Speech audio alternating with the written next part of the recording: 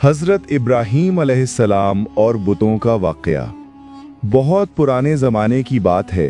Iraq की सरज़मीन पर एक कौम आबाद थी जो अल्लाह को छोड़कर अपने हाथों से बनाए हुए बुतों की पूजा करती थी। उसी कौम में अल्लाह ने अपने एक प्यारे नबी हज़रत इब्राहीम अलैहिस्सलाम को भेजा। हज़रत इब्राहीम अलैहिस्सलाम जब अपने इर्द गिर्द लोगों को बेजान पत्थरों के सामने झुकते देखते तो उनका दिल बहुत दुखी होता।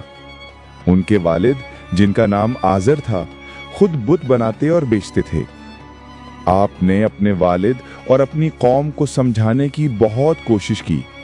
आप उनसे पूछते, तुम ऐसी चीज़ों की इबादत क्यों करते हो जो ना सुन सकती हैं, ना देख सकती हैं और ना ही तुम्हारा कोई भला या बुरा कर सकती हैं।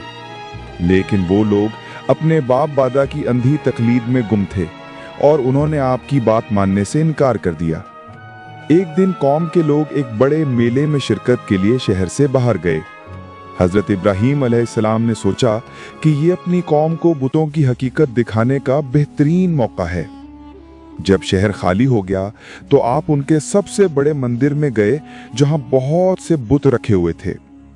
आपने कुल्हाड़ी ली और सबसे बड़े बुत को छोड़कर बाकी तमाम छोटी बुतों को तोड़ दिया। फिर आपने वो कुल्हाड़ी सबसे बड़े बुत के गले में लटका दी और वहां से चले गए। जब लोग मेले से वापस आए और अपने माबूदों का ये हाल देखा तो गुस्से से आग बगोला हो गए। उन्हें फौरन हज़रत इब्राहीम अलैहिस्सलाम पर शक हुआ, क्योंकि वही उनके बुतों के खिलाफ बात किया करते थे। उन्होंने आपको पकड़कर सबके सामने पेश किया। लोगों ने पूछा, ए इब्राहीम, क्या ये काम तुमने हमारे खुदाओं के साथ किया है? हज़रत इब्राहीम अलैहिस्सलाम ने बड़े इत्मीनान से जवाब दिया, नहीं, बल्कि ये काम इनके इस सबसे बड़े यानी बुत ने किया है। तुम इन्हीं से पूछ लो, अगर ये बोल सकते हैं। ये जवाब सुनकर वो लोग लाजवाब हो गए और शर्मिंदगी से उनके सर झुक गए। वो आपस में कहने लगे कि वाकई हम ही गलती पर हैं। ये बेजान पत्थर भला कैसे कुछ कर सकते हैं?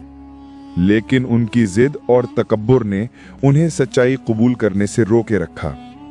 आखिरकार उन्होंने अपनी शिकस्त को छुपाने के लिए फैसला किया कि हज़रत इब्राहीम अलैहिस्सलाम को जिंदा आग में जला दिया जाए।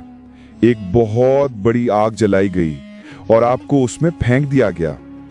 लेकिन अल्लाह ने आग को हुक्म दिया, ए आग, इब्राहीम पर ठंडी और सलामती वाली हो जा। चुनांचे आग ने आपको कोई नुकसान नहीं पहुंचाया और आप उसमें से बिल्कुल महफूज बाहर आ गए। ये अल्लाह का बहुत बड़ा मौजज़ा था जिसने सब पर जाहिर कर दिया कि हज़रत इब्राहीम अलैहिस्सलाम अल्लाह के सच्चे नबी हैं और इबादत के लायक सिर्फ एक अल्लाह की ज़ात है। सबक। इस वाक़ये से हमें ये सबक मिलता है कि हमें हमेशा अक्ल और समझ से काम लेना चाहिए और सिर्फ एक अल्लाह की इबादत करनी चाहिए जो हर चीज़ पर कादिर है। अंधी तकलीद और बातिल अकायद इंसान को गुमराही की तरफ ले जाते हैं।